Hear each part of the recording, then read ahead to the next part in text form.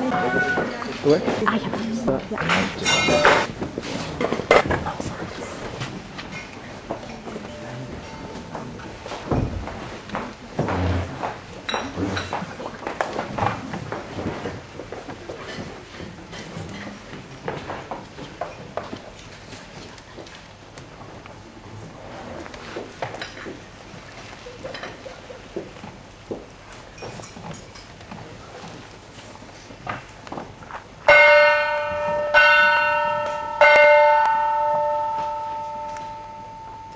Good heavens! 9 o'clock already. This evening for dinner we had fish, soup, cold ham, mashed potato, and a good English salad. We had English beer to drink, and the children drank English water. We had a good dinner this evening. And this is because we are English, because we live in the suburbs of London, and because our name is Smith.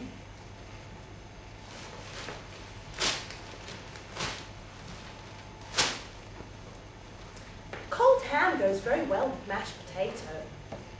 The mayonnaise is quite nice and fresh. The mayonnaise from the grocer around the corner is much better than the mayonnaise from the grocer opposite. It's also much better than the mayonnaise from the grocer at the bottom of the hill. I don't mean to say that his mayonnaise is bad.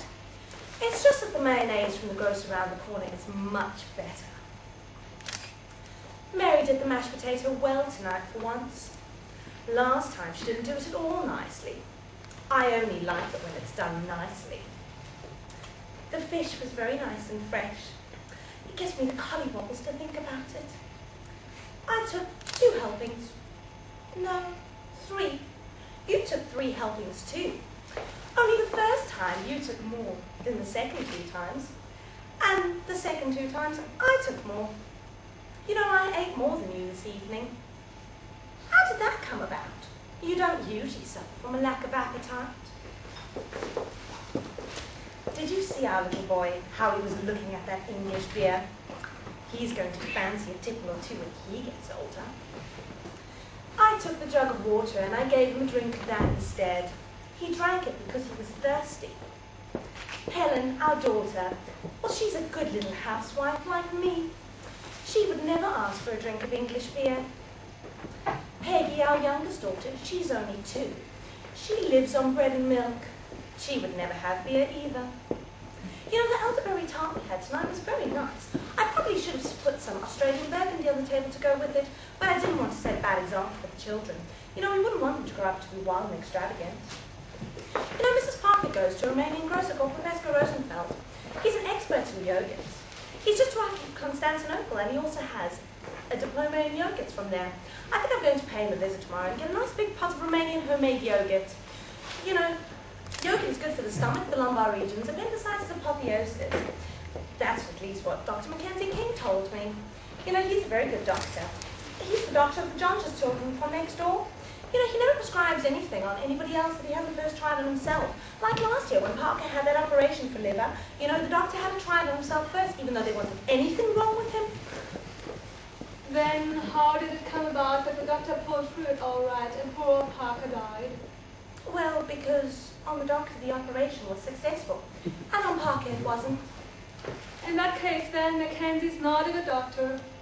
Either the operation should have been successful on both patients, or both of them should have gone under. Well, what do you mean? Well, if they can't both be cured, a really conscientious doctor ought to die with his patient. A captain goes down with his ship. He doesn't survive a wreck. But you can't compare a patient to a boat. And why not, pray? After all, even a boat has its little ailments. Besides, your doctor's a healthy enough vessel. All the more reason why he should perish at the same time as his patient, like the captain and his ship. Well, I suppose I never thought of it like that. Perhaps you're right. What do you make of it all, then? It's very simple. All doctors are charlatans, and all their patients too. The only respectable thing left in England is the Royal Navy. But not sailors. Naturally. there's a thing I can never understand. In the births, deaths, and marriages column of the paper, why the devil do they always give the age of the deceased persons and never tell us how old the babies are? That doesn't make sense. It's never struck me before.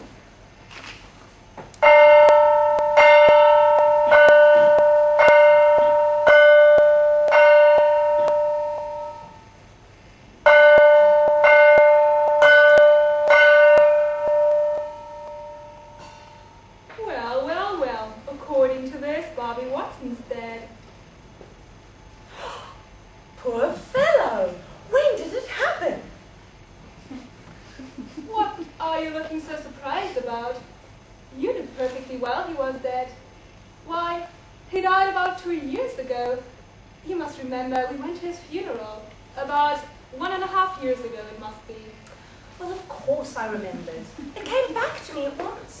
I simply wondered why you looked so surprised to see it in the paper. Oh, it wasn't in the paper. Why, it must be 3 years ago now since there was talk of his passing away. I was reminded of it by an association of ideas. Yes, and what a shame it was. He was so very well preserved. Oh, yes, he made the best-looking corpse in Great Britain. And he never looked his age. Poor old Bobby, he'd been dead for 4 years, and he was still warm. A veritable living corpse. And how cheerful he always was. Oh, yes, poor Bobby, poor little darling. What do you mean, poor darling? I was talking about his wife. You know, her name was Bobby, too. And as they had the same name, you never could tell one from the other when you saw them in the street. You know, the funny thing is, even now, when people see her walking in the street, they confuse them when offering their condolences. Did you know her, dear? I only saw her once, quite by chance, at Bobby's funeral. And was she nice looking? Her features are regular, but you can't call her beautiful. She's too tall and too well built. Her features are rather irregular, but everyone calls her beautiful. A trifle too short and too slight, perhaps. She teaches singing.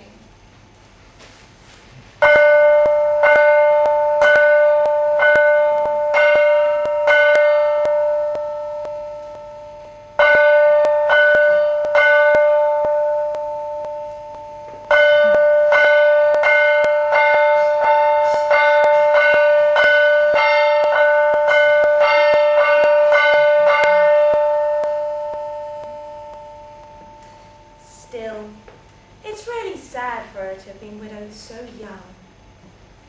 Lucky they didn't have any children. Oh, children, that would have been too much to bear. What would she have done with them? Well, she's still a young woman. She could very well marry again. Yes, but they had 2 children, you know. A boy and a girl. How do they call them again? Bobby and Bobby, like their parents. Bobby Watson's uncle, old Bobby Watson, has pots of money and he's very fond of the boy. He could very easily take over Bobby's education. Yes, and Bobby Watson, the aunt of old Bobby Watson, the Bobby Watson who's just died, could very well take over the education of Bobby, the daughter of Bobby Watson, and then Bobby would be free to remarry. Has she anyone in mind? Yes, a cousin of old Bobby Watson's.